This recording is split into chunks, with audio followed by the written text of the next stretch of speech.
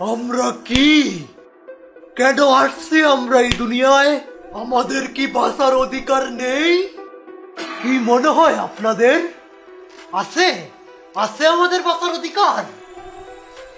উত্তর দেন। জানেন একটা মানুষের শরীরে কত লিটার রক্ত থাকে? 6 লিটার। 10টা মশা যদি একটা লোকের রক্ত খায় কতটুকু রক্ত লাগে জানেন? তিন ফোঁটা মাত্র।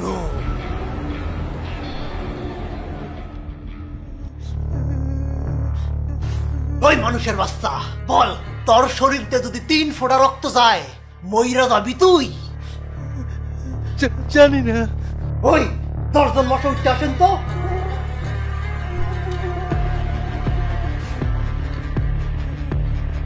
শুরু করেন। মানুষের বাচ্চা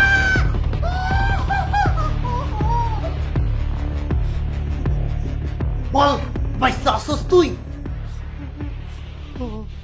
তোরাই মানুষের বাচ্চারা এই 3 ফোঁটা রক্তের জন্য আমগরে থপড়ায় পিসা মারস, পিন্ডা চারটা করে কয়েল ধরাস, যাতে আমরা দম আটকাইয়া মইরা যাই। তগো শরীরে এত রক্ত, কিন্তু আম করে দেওয়ার জন্য বিন্দু মাত্র রক্ত নাই তগো কাছে। আমার শরীর, আমার রক্ত, আমি তো করে 1 ফুটাও কে লেগে দেবো রে। শালা প্যারাসাইটের বাচ্চারা। আমরা প্যারাসাইট?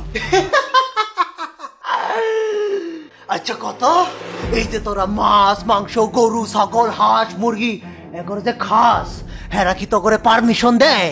হেরা কি কয় যে আহেন ভাই পহেন ভাই আমগরে একটু খাইয়া যান? খাস না করে? খাস। খাওয়া কোনো খারাপ জিনিস না, বাঁচতে হলে খাইতে তো হবে। এক জীব আরেক জীবের উপর নির্ভরশীল, এটাই প্রকৃতির নিয়ম। কিন্তু এখন মানুষের বেলায়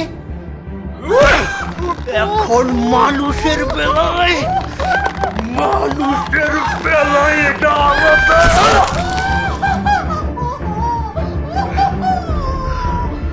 কারণ মানুষ অন্য প্রাণীর শরীর খাইতে পারবে, কিন্তু মানুষের শরীর থেকে 1 ফোঁটা রক্ত, মানুষের শরীর থেকে 1 ফোঁটা রক্তও ধরা যাবে না। বলেন আপনারা, কে ঠিক করে দেয় এসব নিয়ম? থাক ওসব কথা, এখন আমাদের বাঁচার দায়িত্ব, আমাদের ভবিষ্যতের দায়িত্ব আমাদের নিজেদেরকেই নিতে হবে। আর আমাদের বেঁচে থাকার একটাই উপায়, সব মানুষের মৃত্যু।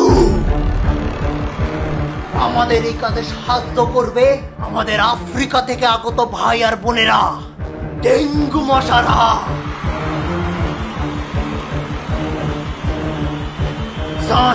শুরু করে দেন আপনাকে প্রজননের খেলা, ঘরে ঘরে 100টা করে ডেঙ্গু মশার বাচ্চা পয়দা করেন। এই দুনিয়ায় মানুষের সময় ফুরায় আসছে, তোরা বেঁচে থাকার জন্য অন্য প্রাণীরে মারস, এখন আমরাও তগুলোকে তাই করবো।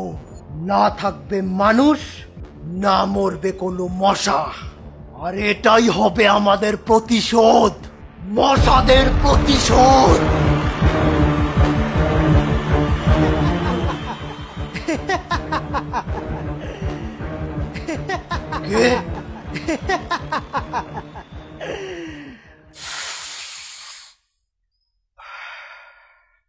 গাঁজাখোর গো কথা শুনছনি?